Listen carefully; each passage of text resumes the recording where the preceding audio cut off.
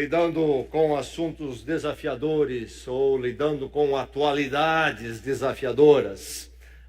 Algumas coisas em nossos dias, novas, outras antigas, mas com uma nova força, nos oprimem, nos questionam, nos desafiam como discípulos de Jesus Cristo. Vamos continuar pensando nisto nesta noite. E antes de nós irmos a alguns textos, vamos recordar o texto de Romanos capítulo 12, que nos desafia nessa direção de lidarmos de uma forma vitoriosa diante das atualidades, dos movimentos, das propostas do mundo que nos oprimem, nos querem moldar. Vamos dizer juntos esses dois versos 1 e 2 de Romanos 12. Portanto, irmãos, rogo-lhes pelas misericórdias de Deus, que se ofereçam em sacrifício vivo, santo e agradável a Deus. Este é o culto racional de vocês. Não se amoldem ao padrão deste mundo, mas transformem-se pela renovação da sua mente, para que sejam capazes de experimentar e comprovar a boa, agradável e perfeita vontade de Deus. Então, não se amoldem ao padrão deste mundo, mas transformem-se pela renovação da sua mente. Gênesis, primeiro livro da Bíblia, um dos textos para a nossa reflexão nesta noite, palavra de Deus para o nosso coração, nossa vida. Gênesis capítulo 11, primeiro livro da Bíblia. Gênesis capítulo 11. Vamos ler do verso 1 até o verso 9. Você trouxe a palavra, abre a palavra, acompanhe a palavra, marque a palavra se for o caso. E depois que você marcar demais, você compra outra, não há problema. É importante que a palavra abençoe a sua mente, então a sua vida e seu coração. Gênesis 11, 1 a 9. No mundo todo havia apenas uma língua, um só modo de falar. Saindo os homens do Oriente, encontraram uma planície em Sinear e ali se fixaram. Disseram uns aos outros: vamos fazer tijolos e queimá-los bem. Usavam tijolos em lugar de pedras epiche em vez de argamassa. Depois disseram: vamos construir uma cidade com uma torre que alcance os céus. Assim nosso nome será famoso e não seremos espalhados pela face da terra. O Senhor desceu para ver a cidade e a torre que os homens estavam construindo, e disse o Senhor: eles são um só povo e falam uma só língua, e começaram a construir isso. Em breve nada poderá impedir o que planejam fazer. Venham, desçamos e confundamos a língua que falam, para que não entendam mais uns aos outros. Assim, o Senhor os dispersou dali por toda a terra, e pararam de construir a cidade.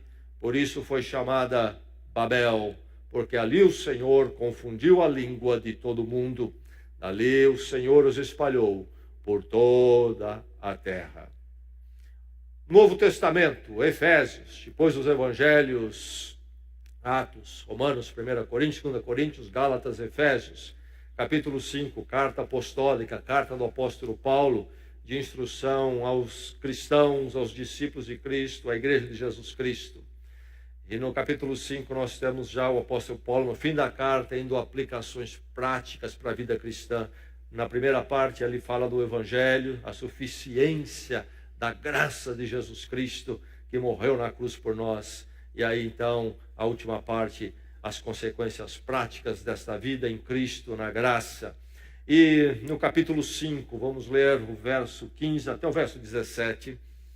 Tenham cuidado com a maneira como vocês vivem, que não seja como insensatos, mas como sábios, aproveitando ao máximo cada oportunidade, porque os dias são maus. Portanto, não sejam insensatos, mas procurem compreender qual é a vontade do Senhor, aproveitando ao máximo cada oportunidade, porque os dias são maus. Não sejam insensatos.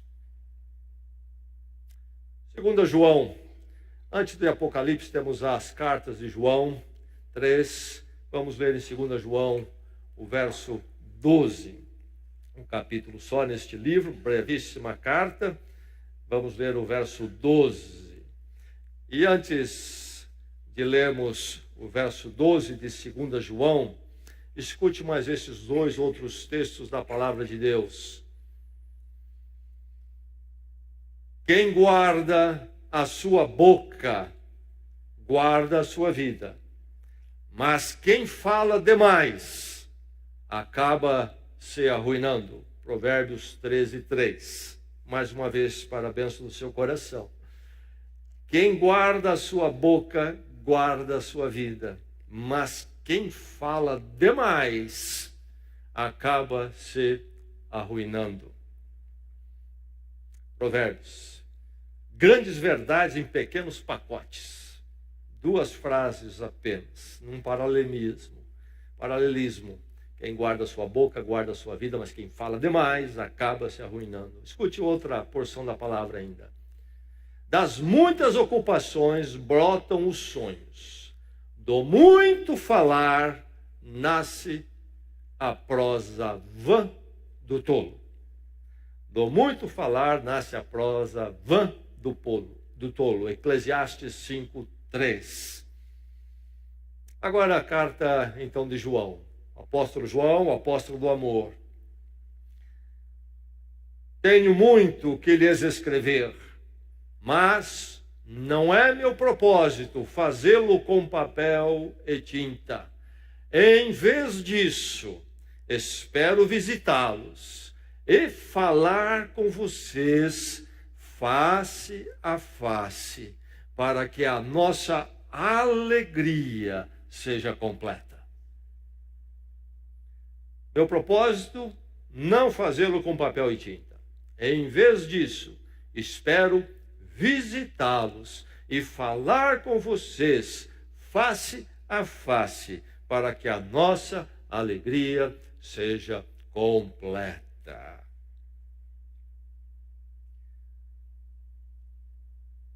Na internet, uma informação foi viral nas semanas passadas nos Estados Unidos. Se espalhou, foi acessada por muita gente na internet. Um aluno da 2ª série escreveu a sua breve resposta à redação que o professor Jenny Adams Bison pediu. Qual era o tema proposto na forma de uma pergunta? Propôs aos seus alunos: diga que invenção você gosta e por quê.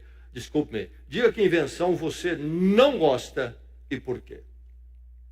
Os alunos tinham que escrever então uma resposta. Diga que invenção você não gosta e por quê. Os garotinhos, as menininhas então na sala responderam, e um garoto escreveu assim, e isto aqui foi para a internet e se espalhou como fogo: se eu tivesse que lhe dizer que invenção eu não gosto, eu diria que não gosto do celular. Eu não gosto do celular porque meus pais estão no celular todo dia. Telefone é muitas vezes um hábito ruim. Eu odeio o telefone da minha mãe. Eu gostaria que ela nunca tivesse um. Essa é a invenção que eu não gosto. Celular. Fenômeno desta era e desses dias. Como é que é o nosso relacionamento com ele? Escute algumas estatísticas. 66% das pessoas têm forte medo de perder ou ficar sem o celular. Medo. 75% das pessoas usam o celular no banheiro. 11% prefeririam sair sem calças do que sem telefone. 25% lutariam com um assaltante para não perder o celular. E a gente tem visto muito disso por aí, inclusive muitos perdendo a vida no nosso país. 40% das pessoas sentiriam profundamente a falta do celular dentro de 1 hora. Já não saberiam mais o que fazer. 50% já usou o celular para enviar fotos sexualmente sugestivas. 31% já usou o celular para arrumar um adultério. 30% admite que o celular é uma interferência entre si e o seu cônjuge. 30% admite que o celular é uma interferência entre si e o seu cônjuge.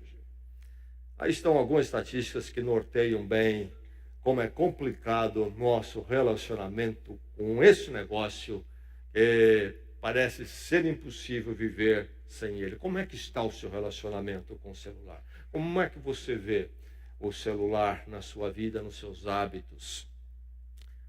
Steve Jobs, todos nós ouvimos falar dele, não é? O senhor Jobs, Mr. Jobs, ele lança o touchscreen em 2010, na feira da Apple, mas tinha mais ou menos uns 10 centímetros. Pela primeira vez você podia escorregar o dedo ali e fazer as coisas acontecer, acessar música, uma revolução. Veio depois o iPad, o tablet. E ele, uma vez entrevistado por um repórter para um artigo no New York Times, isto lá em 2010, o repórter perguntou para ele, assim que foi lançado o iPad, perguntou: seus filhos estão amando o iPad? Steve Jobs respondeu: eles ainda não usaram o iPad. Nós limitamos a quantidade de tecnologia que nossos filhos usam. Eles ainda não usaram. Nós limitamos a quantidade de tecnologia que nossos filhos usam. Celular, tecnologia, coisa maravilhosa. Eu me lembro, quando jovem, mudei-me para os Estados Unidos para estudar. E naquela época era uma coisa rara alguém ir estudar ou morar nos Estados Unidos. Dificilmente eu ia falar de alguém. Eu morava em São Paulo, mesmo em São Paulo, era uma minoria. Hoje é muito comum as viagens internacionais. Telefonia era algo lamentável no nosso país em particular. Nos Estados Unidos já bem desenvolvido, mas estou falando de uma era muito antes de se sonhar com o celular. Ninguém imaginaria que viria em 2, 3 décadas algo como o celular. Aí meu contato com a minha família e amigos no Brasil, praticamente zero. Muito caro uma ligação internacional no Brasil. Poucas pessoas, poucas casas tinham telefone. Você se lembra, quem vivia naquela época, como era caro se ter um telefone, uma linha de telefone em casa. Eu me lembro explicando isso para os americanos, eu não entendi. Uma vez eu disse para um deles: olha, na minha casa não tem um telefone, é muito caro para comprar. Ele disse: só tem diversos aqui, você quer levar um? Mandar para eles. Ele pensou que era um aparelho só. Uma vez por mês eu falava com a minha família 5 minutos. Somente 5. Era pago por minuto, minuto muito caro. Sobravam as cartas, nossa comunicação. Hoje tenho uma filha morando fora. E a comunicação é diária e é face a face. Que coisa maravilhosa. A saudade que sentimos nem se compara com aquela que eu sentia naqueles dias. É totalmente diferente. Esse é apenas um exemplo, e poderíamos citar muitos outros benefícios da tecnologia, particularmente do celular. Podemos estar em contato, ligar, telefonar numa emergência, numa informação que nós precisamos, está na ponta do dedo, é rápido. Que bom ter tudo isso aí. Mas, há também um lado complicado. E a palavra para você nesta noite é esta: domine o celular. É uma palavra necessária, pelas estatísticas que eu citei aqui, apenas algumas, e pela sua observação daqueles que estão à sua volta, e pela sua observação, provavelmente, da sua própria pessoa em relação ao celular. Você sabe que é um problema. Se há um lado benéfico, há um lado igualmente maléfico. A questão é, você domina o seu celular ou o seu celular é quem lhe domina? O seu filho, olhando para você, diria que o celular lhe domina ou você domina o celular? Qual é a impressão do seu filho, da sua filha?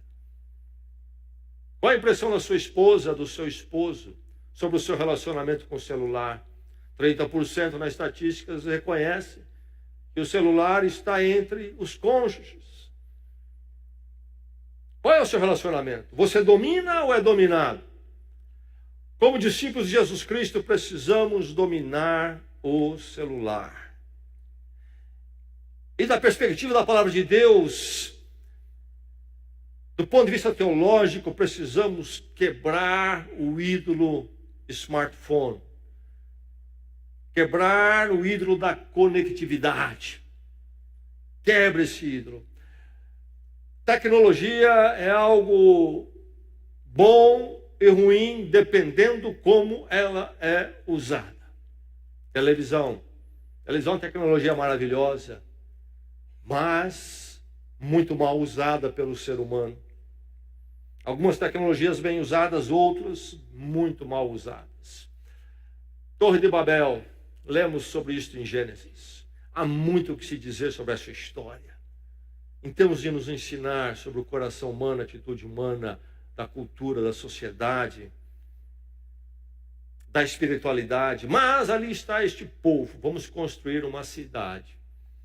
Houve uma proposta de cidade no Jardim do Éden ou antes da queda. Deus disse: vocês dominem tudo. O toque de um fruto. Ali iria nascer uma civilização, iria nascer tecnologia, iria nascer uma cidade. O ser humano caiu, lançado fora do jardim, agora então com o coração na contramão com Deus. Chega um momento de Babel, chega um dado lugar e dizem: vamos construir uma cidade, mas não apenas uma cidade, uma torre que há de tocar os céus. E nós podemos ver isso como algo primitivo e dar risada, acha que vão chegar aos céus com uma torre, etc. Mas esta não é a ideia. Esta torre, estudando a história humana e pesquisando as civilizações, sabemos que era uma proposta na antiguidade, que tinha um fundo espiritual, místico. Não era apenas algo que ia subir e chegar no céu. Era algo que ia simbolizar, então, ali realmente o contato com a divindade a partir de um esforço e um controle humano. Uma expressão mística. E aí, então, uma construção que pretendia eliminar a dependência de Deus. Uma construção que se tornaria um ídolo. Note que Deus vem e toca onde? Toca na conectividade, toca na língua, para parar aquela tolice, aquela arrogância diante dele. O ser humano haveria de construir algo pelas suas próprias mãos que tomaria o lugar de Deus.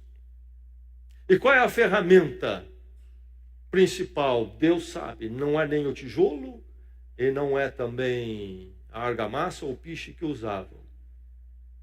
É a conectividade. E Deus interfere nisto. E traz uma confusão de línguas, onde um não podia comunicar com o outro, e o projeto cai por terra. Uma comunicação que constrói um ídolo, o ídolo da torre contra Deus, no lugar de Deus. Tecnologia pode então se tornar este ídolo nosso, na conectividade. Precisamos tomar muito cuidado, pode ser bênção, pode ser maldição. Relacionamento com Deus, relacionamento sem Deus, depende de como a tecnologia chega às nossas vidas. E um celular pode fazer então mesmo a mesma coisa, causando o mesmo problema que tem causado nas vidas humanas. Um apego tão grande que nos consome. Nos consome ao ponto de nós não mais podermos andar com Deus, buscarmos a Deus, nos aproximarmos do Senhor. Somos consumidos por essa conectividade. Comunicação pode ser edificadora, como pode ser também algo que faz muito mal, perniciosa. A comunicação pode ser feita com humildade, dependência de Deus, é algo que edifica. Mas ela pode se tornar perniciosa se então vem a arrogância, a falta de espiritualidade, e ficamos somente na conectividade e não mais Deus no centro das nossas vidas. É preciso quebrar o ídolo da conectividade. Nós precisamos ficar o tempo todo com esse telefone falando e mandando mensagens, e vendo aquilo, vendo isto, e toda hora e todo momento é um vício. Não sei se alguém aqui ainda é dependente do vício de fumar, mas eu olho às vezes os fumantes como puxar o maço de cigarro, é algo muito automático tantas vezes, se ele nem mesmo percebe, é feito no piloto automático. E eu vejo a mesma coisa acontecendo, até mais intensa, com o celular nas pessoas. Um verdadeiro ídolo. Esta servidão, quando então é um hábito irresistível, nos encontramos em sujeição a ele, ganha centralidade em nossas vidas, em nossas horas, nosso comportamento. Há um apego e uma paixão, não podemos ficar sem ele, e até há toda uma projeção pessoal que acontece em cima dele, uma verdadeira torre de Babel nessa conexão. Em nossas mãos, então, estão essas varinhas mágicas chamadas de celular. Poder que tem poder de idolatria e cheio de expectativas de redenção. Ficamos usando isto ali como se em algum momento fosse chegar algo que então haverá de trazer para nós uma resposta que nós estamos aí no ar aguardando, que nada mais é do que o anseio humano por redenção. É preciso então quebrar a idolatria do celular nesse domínio miserável, triste que acontece em nossas vidas. Para isso é preciso buscar uma crítica muito grande sobre o meu relacionamento com o celular. Você tem feito isso? Você já fez isso?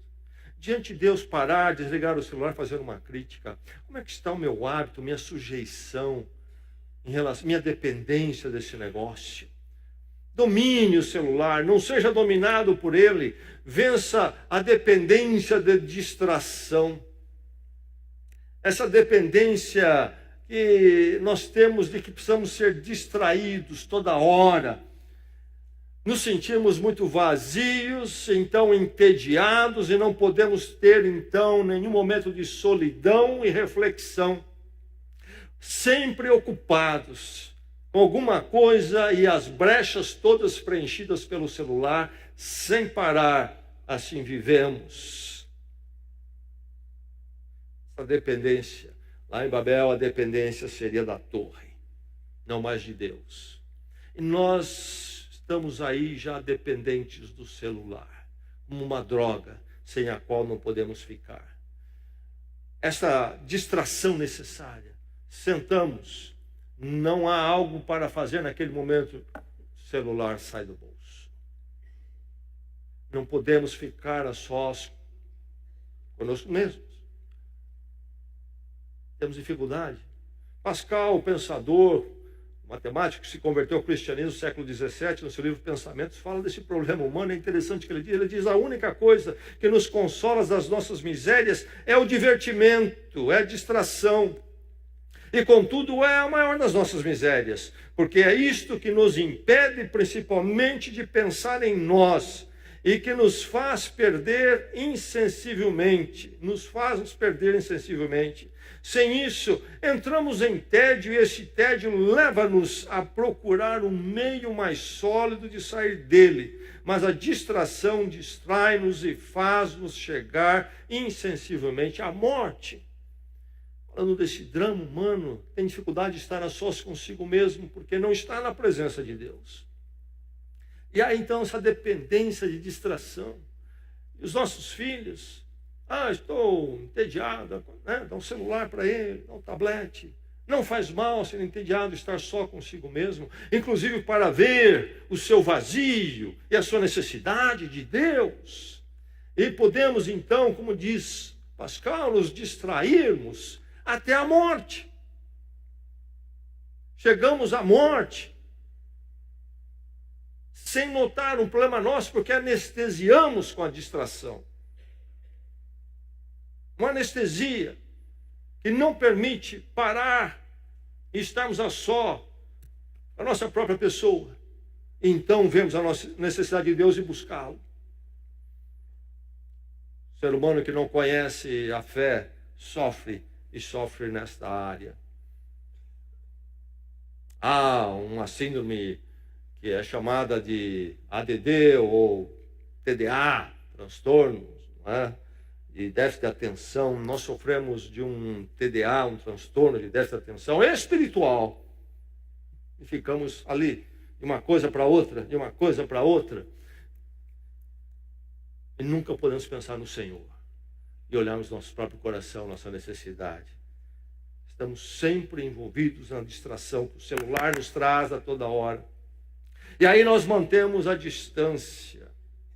Mantemos a distância dos outros, da eternidade.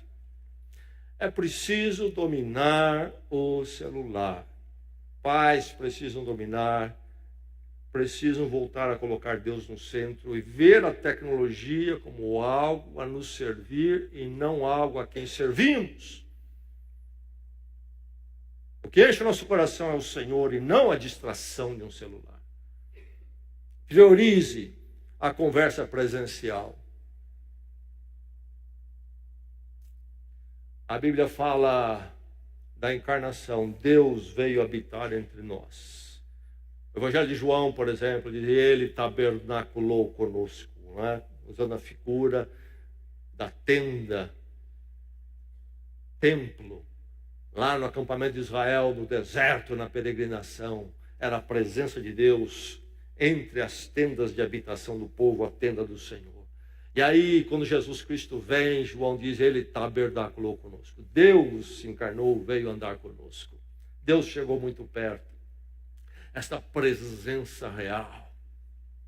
Deus fala conosco através dessa presença real que chega perto. Fico muito contente quando lá em 1 João diz: Deus enviou o seu Filho. Lá no Evangelho de João diz: Deus enviou o seu Filho. Fico contente que Deus não disse, ou não diz lá, Deus enviou um WhatsApp, mas enviou uma pessoa. Não mandou uma mensagem, mas uma pessoa. Segunda carta de João diz o quê? João diz: olha, eu tenho que dizer a vocês, tem muito a dizer, mas não com papel e tinta, o celular da época, a tecnologia da época. Eu quero conversar com vocês face a face, para que a nossa alegria seja completa. Estamos perdendo, menos humano, menos da alegria de sermos humanos, criaturas do Senhor, dentro da mesma casa. É preciso priorizar a conversa presencial. A nossa orientação, por exemplo, aqui na nossa equipe da igreja, é que as conversas longas têm que ser sempre pessoais. Use o telefone para marcar a conversa e não para fazer a conversa. Assuntinhos rápidos, sim, não, tudo bem. Qualquer outra. Não é por telefone. É face a face para que a nossa alegria seja completa. A conversa virtual é perigosa. Ela molda e limita a conversa real.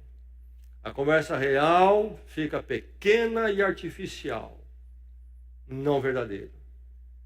E os entendidos Pesquisadores na área nos informam, vez após vez, inclusive preocupados especialmente com a juventude e os adolescentes, que esta conectividade, esse relacionar virtual do celular, na verdade, causa mais solidão nos jovens. Tenho 1000 amigos no Facebook e nenhum para conversar pessoalmente. Essa é a grande verdade. A falsa intimidade, que não existe, é virtual, e eu morro de fome de um relacionamento, de uma intimidade verdadeira, um relacionamento real. A tecnologia vem para ajudar, mas ela pode ser muito má. Sim, ela pode inclusive separar as pessoas. Quando promove a facilidade de fazermos algo sozinhos ou independente da presença das pessoas, a tecnologia que vem para ajudar acaba causando mal nos relacionamentos. É preciso tomar muito cuidado, priorizar a conversa presencial. Na sua casa, desenvolva isto. Tecnologia pode separar as pessoas. Ao ensinar os seus filhos a ter regras em relação ao celular. Eu sei, haverá muito protesto, mas seja valente. E antes de dar um celular a um filho, quando você achar que chegou a idade que deve dar, o Steve Jobs, escutamos, o criador dessa maravilha que é a mais difundida, que é o telefone da Apple, disse que para as crianças deles, eles limitavam a tecnologia. Não tenha medo de fazer isso. Antes de dar um celular, estabeleça uma convenção, um acordo, como é que isso vai ser usado. Na mesa, quando sentamos para a refeição, o celular não vem, não chega, não pode estar aqui. Há um horário à noite, até quando vamos poder usar o celular? Depois desse horário, vamos guardar no armário aqui. Pense criativamente. De ensinar, porque ele veio para dominar uma torre de Babel, que há de fazer mal a você, a sua casa, seus filhos e você também. Não deixe que esta torre tome o lugar de Deus e então o relacionamento nosso uns com os outros no Senhor. Vi um restaurante que tinha como princípio ali que ninguém podia usar celulares na mesa daquele restaurante. Que maravilha, não? Afinal, para que nós vamos lá? Para conversarmos com os outros. E como é horrível quando um estúpido celular entra no meio e não podemos conversar.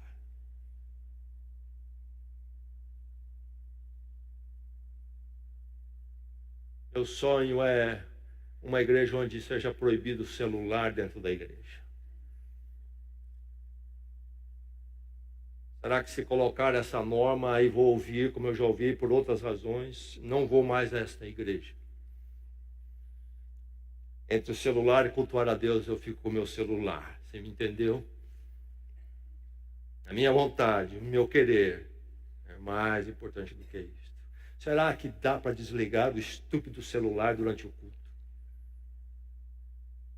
Ou não? Eu estou sem celular aqui. Não trouxe. Vou morrer porque alguém vai me telefonar. Tenho filha que mora no exterior. Será que, irmãos, o que é que o celular fez conosco?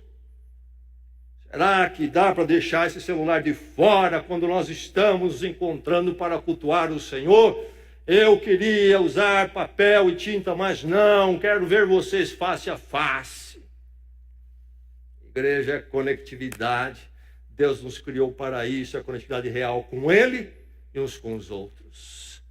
Jesus foi perguntado qual é o maior dos mandamentos. Ele disse: primeiro, amarás o Senhor teu Deus de todo o seu coração, de todas as suas forças. Segundo, amarás o teu próximo como a ti mesmo. E a cruz tem duas linhas geométricas, uma perpendicular, uma horizontal. Uma, nosso relacionamento com Deus, e a outra, o relacionamento com os outros. É o resgate daquilo que foi perdido no jardim do Éden. depois sai para se fazer Torre de Babel, cidades com Torre de Babel, conectividade com Torre de Babel. Possamos dominar nosso celular.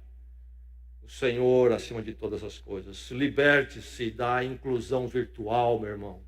Jovem, liberte-se da inclusão virtual. A inclusão que nós cremos é a presencial.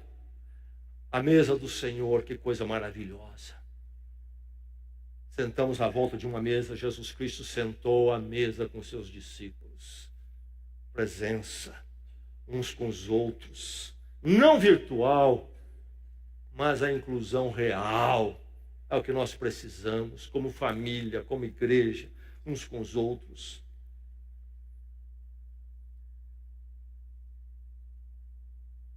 Fico me produzindo virtualmente pelo celular, pelos likes que se faz. E quanto outro tem, eu quero ter. Eu começo a me enquadrar num padrão. Estou ali, branding, eu mesmo, num segundo eu que não é o meu eu real. E o celular e a mídia social vai me encaminhando para formar o eu que eu quero que seja conhecido. E aí eu me sinto incluído. Grande dia da inclusão. Que inclusão é essa? É um eu virtual, artificial, não é você. A inclusão real e que o nosso coração anseia, quer satisfazer, é aquela que acontece, por exemplo, na igreja de Jesus Cristo.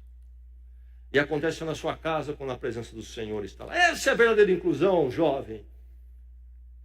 Não deixe te enquadrar na inclusão virtual dessas redes todas.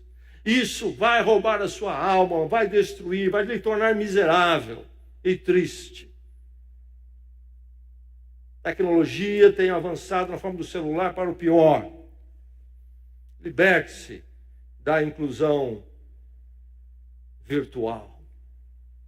Precisamos dominar o celular urgentemente. Uma palavra nova foi formatada no inglês, entrou no dicionário de Oxford. Nós não temos, eu creio que em português ainda, mas é a palavra FOMO. É uma junção das iniciais da expressão, esse medo de estar ausente, a ansiedade de estar desconectado. Um novo fenômeno desses dias, uma fobia. Eu não estou conectado, eu não estou incluído, eu não faço parte, não sou ninguém. Jovem, você quer ser incluído? Venha sábado à noite aqui. Sente com aqueles que aqui estão, construa amizades sólidas em Jesus Cristo. Não sonhe com aqueles 1.000, nem 500, nem 100 do celular. Aquilo lá não é inclusão. Inclusão virtual não é inclusão. Liberte-se disso. Inclusão é aquela real, quando você senta e em Cristo estabelece relacionamentos reais e verdadeiros que vão para a vida toda. Relacionamentos que você pode procurar quando precisa e procurado quando precisa. Liberte-se da inclusão virtual. Pare de empobrecer sua cultura. Efésios 5 nos diz, aproveitando ao máximo cada oportunidade. Aproveitando ao máximo cada oportunidade. Essa é a tradução que nós temos, mas a ideia é comprando a oportunidade, resgatando como se tivesse sido sequestrada e precisa pagar um resgate. Diz porque os dias são maus. Porque os dias são maus, as oportunidades estão dominadas pelo mal. E para não vivermos, então, o pior nas oportunidades, mas o melhor, a oportunidade será algo bom, eu preciso resgatar a oportunidade. E aí eu creio que entra a batalha com o celular. Aproveitando ao máximo cada oportunidade, nós não temos tempo para matar com o celular. Nós temos tempo, oportunidade para resgatar, porque vai embora e perdemos. quanto de relacionamento entre pais e filhos, desperdiçado oportunidades maravilhosas porque o celular entrou no meio. Entre os cônjuges, o celular está no meio. Quanta oportunidade de construir um relacionamento conjugal mais rico e não acontece porque o celular está no meio. Mas a verdade é que ainda lidando com as oportunidades, o celular rouba de nós o enriquecimento da nossa cultura e conhecimento. Foi feito um experimento testando a questão da leitura digital e a leitura física. Especialistas fizeram isto e há um livro em inglês que relata isto, um livro cujo título seria mais ou menos sendo um leitor virtual melhor. O que se notou é que grupos diferentes lendo o mesmo texto físico num livro, lendo em um texto digital, o aproveitamento foi muito melhor, a retenção foi muito maior no grupo que leu no texto físico do que o que leu no virtual. Não tanto um problema de culpar o virtual, mas o fato é que a leitura virtual ela é vista em partes pequenas, no espaço da tela, e é uma leitura muito superficial e rápida. Não tem a mesma natureza da leitura no livro físico. Jesus Cristo orou em João 17, na noite da traição dele, a oração sacerdotal, a oração mais longa que temos na palavra de Deus, de Jesus Cristo. E naquela oração ele diz: eu dei-lhes a tua palavra. Deus nos dá esta palavra. A Bíblia não é um livro para você ler uma vez e dizer: eu li esse livro e pôr lá na prateleira. Você deve ter muitos lá na sua estante, livros que você leu. Eu li, sim. Este é um livro que nunca termina, cuja leitura nunca termina. É um livro do nosso relacionamento com Deus.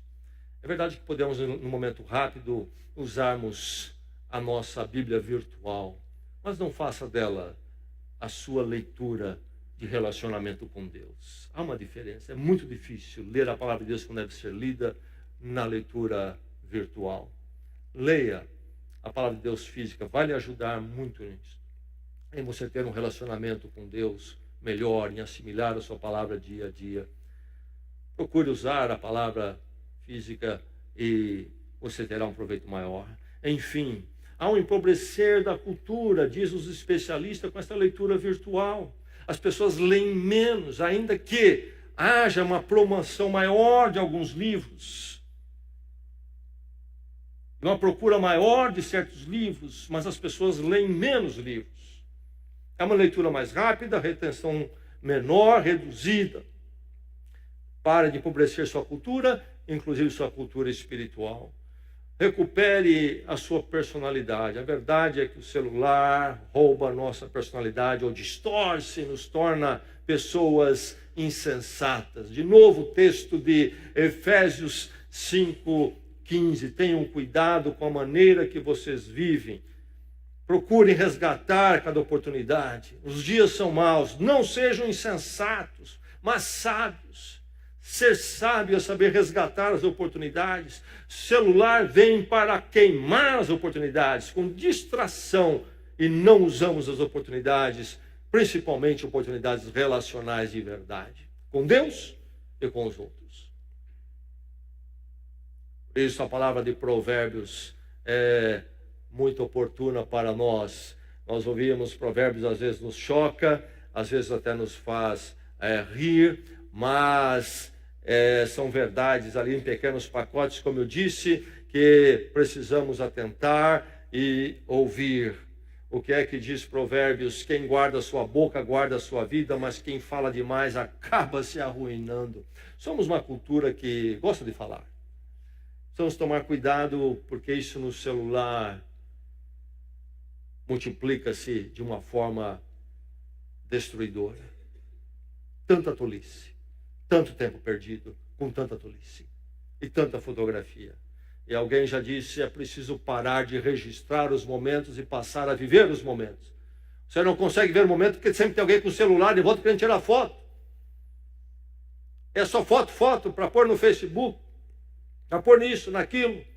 E a gente não pode saborear ali a comunhão, porque tem um celular em tudo que é lugar. Eclesiastes. Do muito falar nasce a prosa vã do tolo. Este uso celular sem limites produz uma prosa vã de tolo que não edifica, não acrescenta, não resgata oportunidades. E aí a nossa pessoa é danificada. Somos formatados pelo que o celular quer fazer conosco e não o que Deus quer fazer conosco. Perdemos a nossa verdadeira personalidade para criar impressões virtuais, falsas e reais. Perdemos a noção de tempo com o celular, é nos dito. Não se consegue situar historicamente consumindo por frações, fragmentações que não param de vir. Não temos realmente percepção do tempo e da história. E aí o problema sério é que não temos, inclusive, memória espiritual. Sempre superficial. Uma enormidade de fragmentações e falas tolas.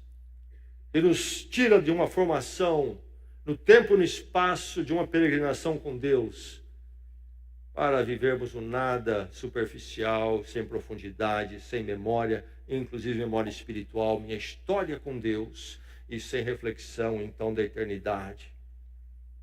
Quando nós lemos a palavra de Deus, nós encontramos sempre essa memória espiritual presente, é parte, e não um presente simplesmente fragmentado, onde as oportunidades são queimadas, eu não me situo na história do passado, futuro, para me guiar no presente. O celular destrói o meu presente. Este momento, a oportunidade. O Senhor Jesus Cristo estabeleceu a ceia, a mesa do Senhor. E Ele disse, fazei isto em memória de mim. Parem, sentem,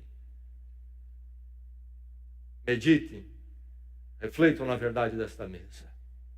E ali nós nos situamos no espaço e na história das nossas vidas e quem nós somos diante do Senhor. É preciso dominar o celular. É preciso dominar. Nós vivemos dias quando nós estamos sendo consumidos por ele. Há um novo termo.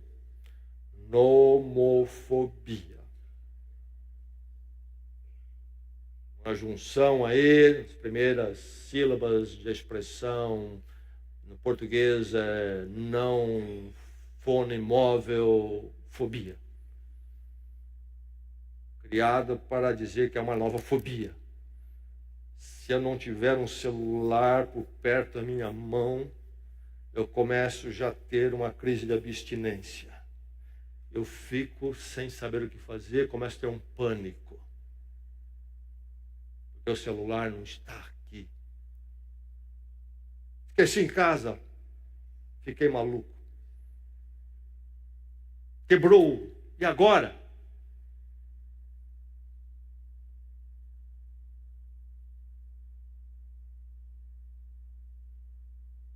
Homofobia.